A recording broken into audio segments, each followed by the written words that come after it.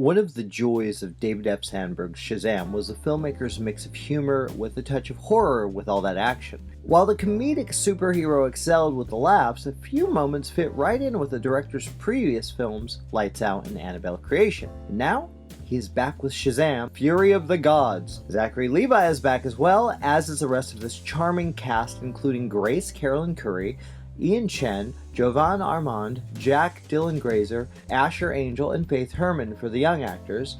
And this time around we see much more of Meagan Goode, Brody, DJ Cotrona, and Ross Butler, with Miss Curry taking on the older and younger versions of herself. And if you want solid villains, well, you really can't do much better than Helen Mirren, Lucy Liu, and Rachel Zegler. Now, after giving all his foster brothers and sisters power from the Rock of Eternity, Billy Batson and his superhuman version hope to keep the family together. Unfortunately for him, they appear to be kind of falling apart and going in their own separate ways. Most notable is the reckless attempts at heroism from Freddy. With the group's newfound powers, a strange new energy will bring a little hell to Earth. The hell comes in the form of the Daughters of Atlas.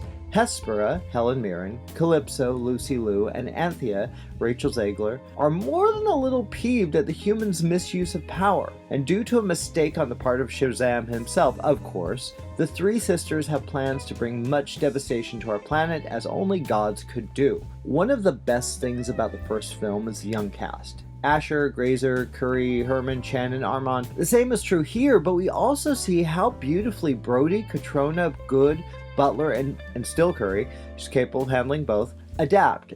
Watching these characters grow into their superhero personas while offering childlike enthusiasm adds yet another level to this engaging adventure. Meagan Goode especially, man, she is so good in this. She brings on the charm by playing the superhero Darla, but my god, you can barely tell the difference between the two actors. They both bring such warmth and heart to these characters that the adult size is just as charming as the young side, Darla as a child. This is really good casting. Yeah, honestly though, the entire cast here, even the foster parents, played by Marta Milanza and Victor Vasquez, finally get their time to shine. This is a great freaking cast. Let's get to the villainous Daughters of Atlas.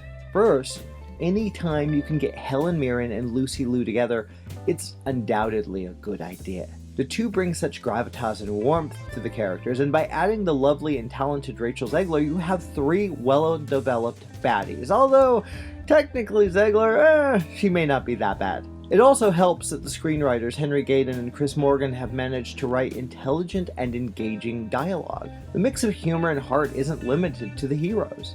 They have their reasons for doing their vicious deeds, and frankly, the stakes are much higher for our beloved planet Earth in this one. Much more is going on this time, and it always follows strong storytelling and performances without skipping on the pure enjoyment of it all. If there's a negative, maybe the abundance of CGI and some effects aren't quite as beautiful as you'd want, but it's a minor offense. For the most part, this brand new adventure paints an impressive visual experience. I mean, it's not Avatar, but hey, it's still pretty awesome. For all your creature feature lovers, you'll find a few fantastic beasties that terrorize humans in a fun genre way. That's what's so charming about how Sandberg presents this tale of an unlikely superhuman. The horror element is always creeping in. Yet the director also understands that creating flesh and blood characters amps up the thrills without sacrificing the players involved. It's challenging to bring together horror, comedy, and superhero action, but the filmmaker has a knack for that. Shazam! Fury of the Gods is better than the first, and yes, there's a cameo that DC fans will celebrate, at least it was a joy for this viewer, and much like they did with the last film, they tease the inclusion of a famous hero, but maybe this time they get to follow through with it. Stay for the two post-credit scenes as they feature yet another familiar character in the universe, and in this summer of sequels, which I was honestly dreading before, it's impressive how good these films have been, and this latest Shazam flick proves there may still be life in some of the current DC characters, along with what James Gunn will bring to the table in the future. Are you guys excited or nervous about that? I don't know, I'm excited. If you dug the first Shazam, you would really appreciate a second round. The Fury of the Gods is heartwarming in its portrayal of friendship and loyalty to family. The comedic elements work wonders inside the adventure, and did you see the dragon in the posters and the trailers? The creature feature elements are a blast. I love the designs. Yeah, some of the CG didn't work, but gosh, they were fun. I love these creatures. And yes, Levi is still a perfect fit for the main character. He is even more comfortable this time around with the conflicted Shazam, and I really loved it. Yet, Sandberg's impressive balance makes this superhero tale an exciting ensemble piece. I loved all those involved. Shazam! Fury of the Gods is a sequel that betters the original, and I'm already really hopeful that a third is going to come around. Shazam! Fury of the Gods opens this Friday at a theater near you, and if you love the first, you're going to love this one. 9 out of 10 from me. Thanks for listening, and check out all our other interviews, reviews, and news at JoBlo.com.